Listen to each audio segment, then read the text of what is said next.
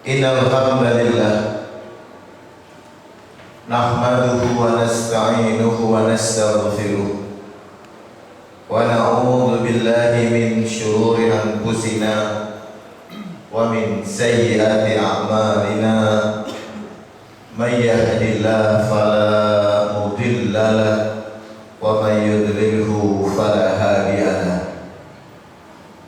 Asyhadu an la ilaha illallah wahdahu la syarika lahu wa asyhadu anna Muhammadan abduhu wa rasuluhu alladzi la nabiyya ba'da.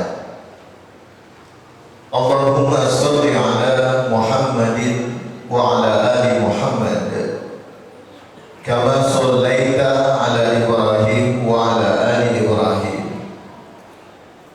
wa barik ala Muhammadin wa ala ali Muhammad kama barakta ala Ibrahim wa ala ali Ibrahim innaka Hamidum Majid. Fa ya ayyuhal hadirin usikum wa nafsi bi taqwallah faqad fazal muttaqun. Faqad qala Allah ta'ala fil Qur'anil Karim, a'udzu billahi minasy syaithanir rajim. Ya ayyuhalladzina amanu taqullaha haqqa tuqatih wa la tamutunna illa wa antum muslimun. Wa qala Allah ta'ala fi ayatin ukhra, ya ayyuhan nas kulu mimma fil ardi halalan thayyiban wa la tattabi'u khutuwatis syaitan innahu lakum aduwwun mubin. Sadaqallahul azim wa nahnu minasy syahidin. Hadirin jamaah salat Jumat rahimakumullah.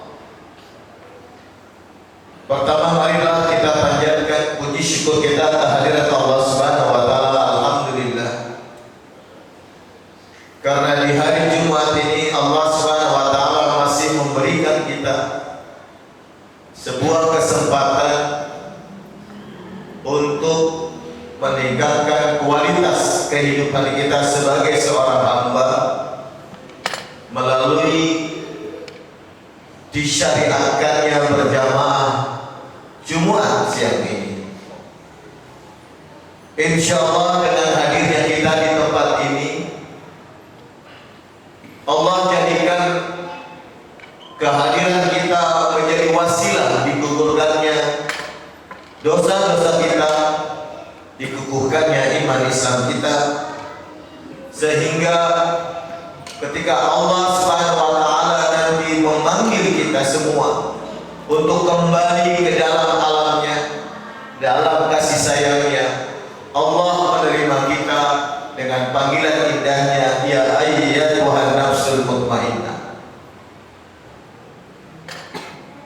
Panggilan inilah hadirin jamaah salat Jumat yang dirahmati Allah, satu-satunya panggilan yang akan menjadi petanda diakuinya kehambaan kita dan dipantaskannya kita masuk ke dalam surganya Allah Subhanahu wa taala. Karena kelanjutan dari ayat itu adalah fadkhuli fi ibadi wadkhuli jannati. Masuklah kalian wahai hamba-hamba yang jiwanya mutmainnah, masuklah ke dalam golongan hambaku dan masuklah ke dalam surgaku. Semoga kita semua termasuk dalam kategori ini. Amin ya rabbal alamin. Salawat dan salam senantiasa Allah curahkan untuk suri tauladan kita Nabi Muhammad Rasulullah sallallahu alaihi wa alihi wasallam. Semoga Allah karuniakan kita kemampuan untuk beriktibar mengikuti apa yang disunahkannya dan menjadikan kita semua orang-orang yang solih di dunia dan insya Allah solih di akhirat, sebagaimana doa kita, Rabbana atina fid dunya hasanah wa fil akhirati hasanah wa qina adzab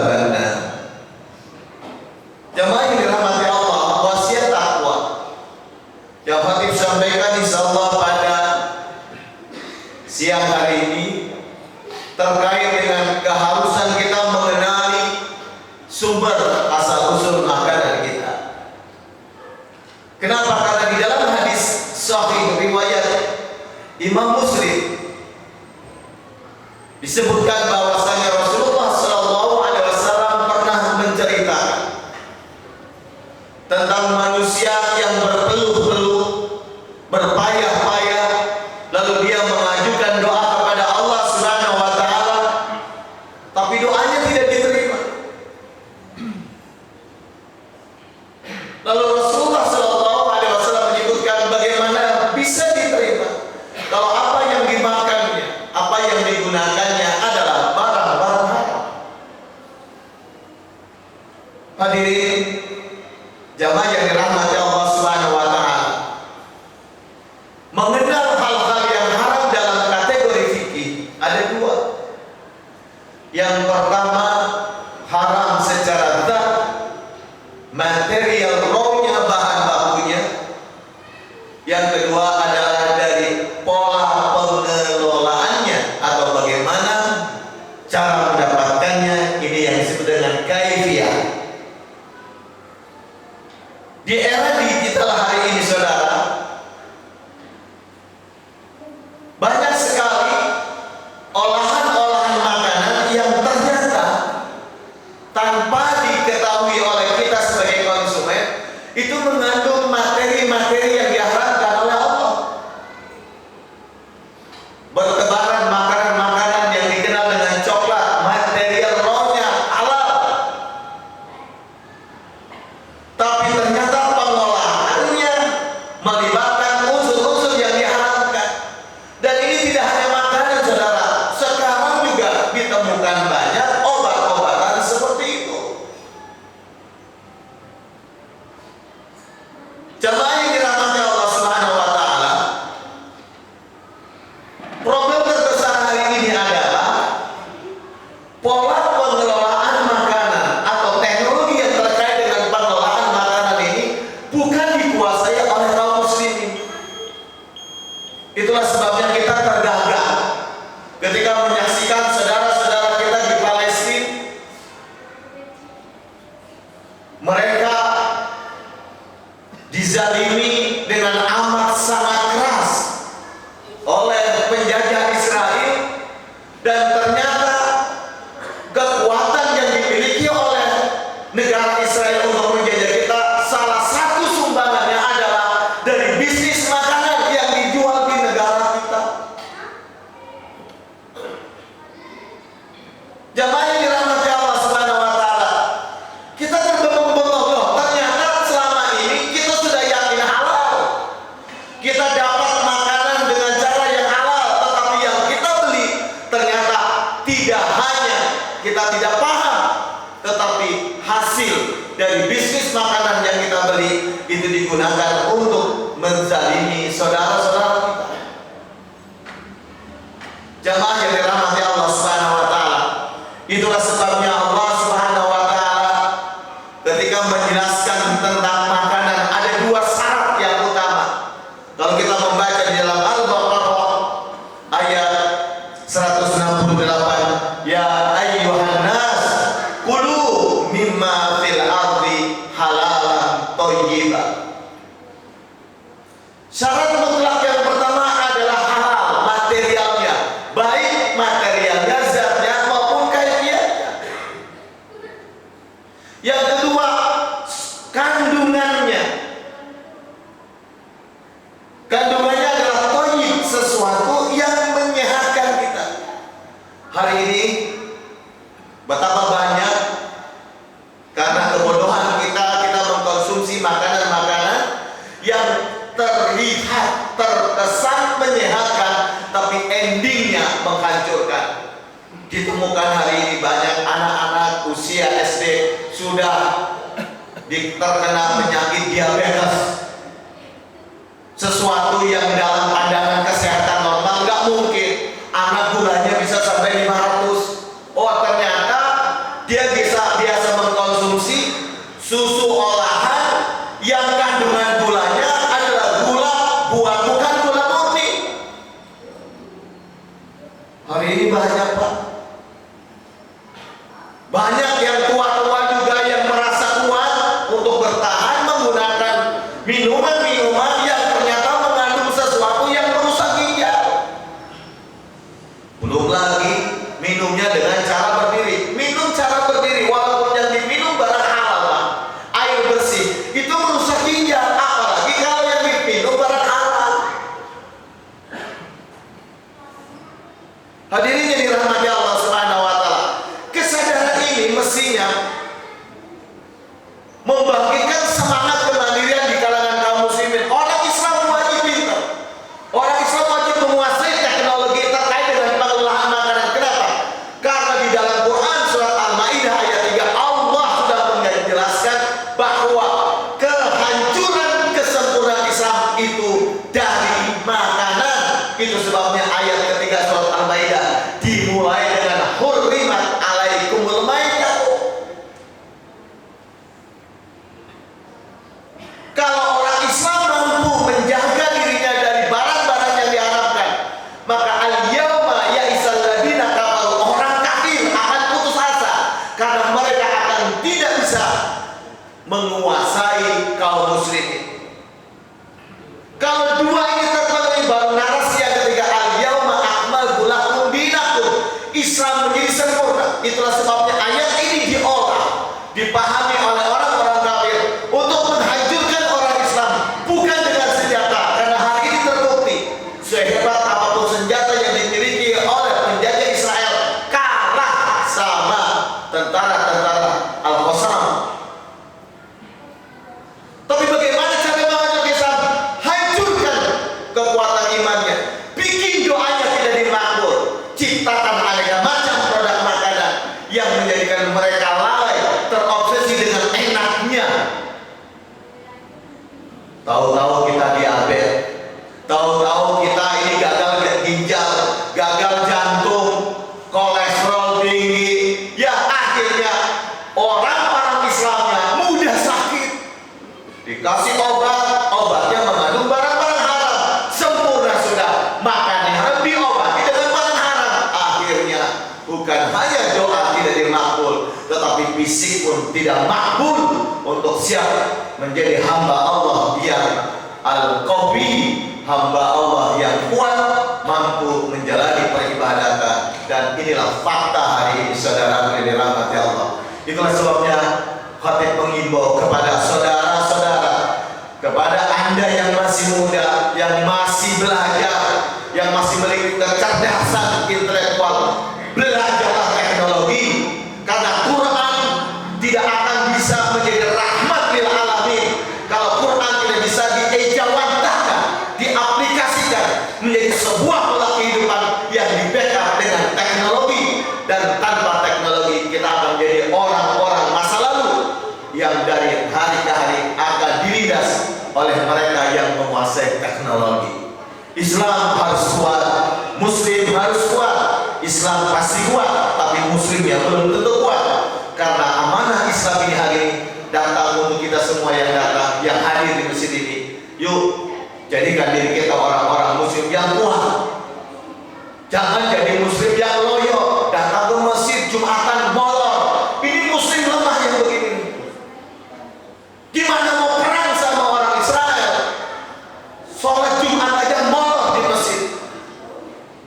Yang begini nih, merusak diri, menghinakan diri, efeknya menghinakan kaum muslimin semuanya. Kenapa? Karena ini jadi benar. Dan ternyata saudara yang dirahmati Allah, benar itu masih banyak di kalangan kaum muslimin. Dan ini bisa kita temukan ketika banyak di masjid-masjid saat Jumatan tidur lelap. Dan inilah benar-benar kita. Semoga yang hadir di Masjid As-Sakinah ini dibebaskan oleh Allah dari potensi benar. Barakallahu li wa lakum wa nafa'ani min dzikri ayatil hakim fastaghfiruhu fa innahu huwal ghafurur rahim.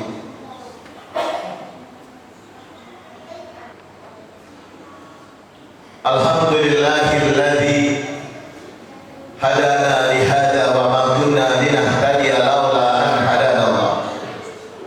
Asyhadu an la ilaha illallah wahdahu la syarika lah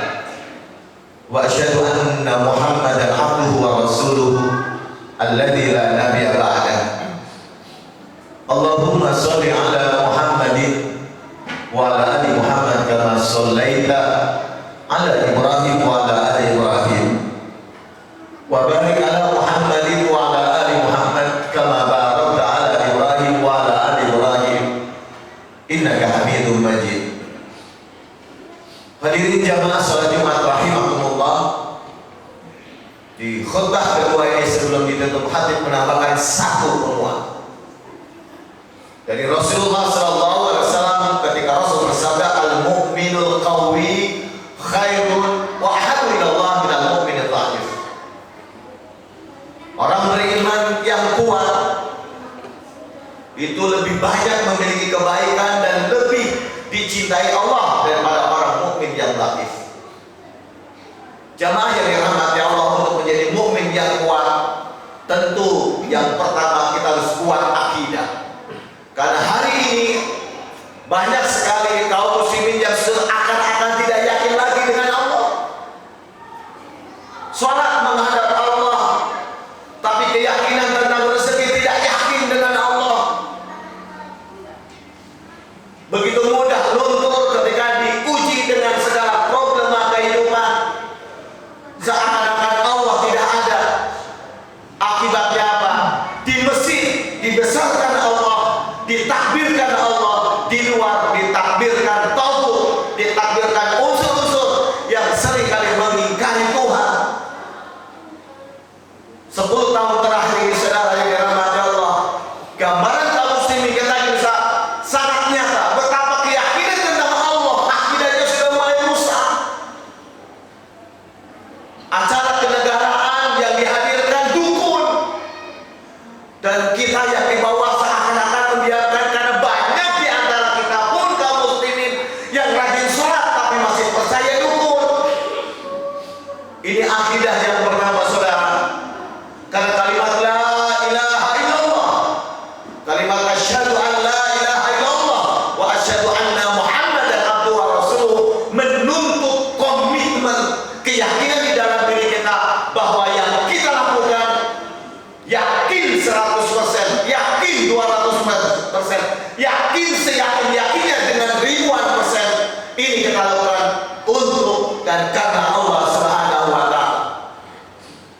Jika kita hari ini diberikan amanah, gunakan seluruh amanah ini untuk Allah, termasuk bagaimana kita menguasai teknologi, karena banyak anak-anak kita yang belajar disorientasi, sekolah mengalami disorientasi, bukan untuk menjadi orang solih, orang yang bisa menggunakan ilmunya untuk Allah. Akibatnya ilmu diambil oleh mereka, teknologi dari mereka, dan kita tersisa hanyalah mendapatkan jelantahnya, bukan minyak murninya. Semoga Allah Subhanahu wa Ta'ala kuatkan iman-iman kita semua, anak keturunan kita, bangsa kita, negara kita, agar ke depan Allah kembalikan kejayaan untuk kita, kejayaan kaum muslimin menjadi orang yang menjadi rahmat bagi sekalian alam. Inna Allah wa malaikatahu yusalluna 'alan nabi ya ayyuhalladzina amanu sallu 'alaihi wa sallimu taslima. Allahumma shalli 'ala Muhammad wa 'ala ali Muhammad kama shallaita 'ala Ibrahim wa 'ala ali Ibrahim wa barik 'ala Muhammadin wa 'ala ali Muhammad kama barakta 'ala Ibrahim wa 'ala ali Ibrahim innaka Hamidum Majid. Allahumma inna nas'aluka bi anna nashhadu annaka anta Allah la ilaha illa anta al-ahad as-samad lam yalid wa lam yulad wa lam yakul lahu kufuwan ahad. Allahumma ighfir lana dunubana wa kaffir 'anna sayyi'atina wa tawaffana ma'al abrar. Rabbana ighfir lana wa li walidayna warhamhuma kama rabbayana shaghira. Rabbana hab lana min azwajina wa dhurriyyatina qurrata a'yun waj'alna lil muttaqina imama. Rabbana la tuzigh qulubana ba'da idh hadaytana wa hab lana min ladunka rahmah innaka antal wahhab. Rabbana atina fid dunya hasanah wa fil akhirati hasanah wa qina adzabannar. Subhana rabbika rabbil izzati amma yasifun wa salamun alal mursalin walhamdulillahi rabbil alamin. Aqimissalam.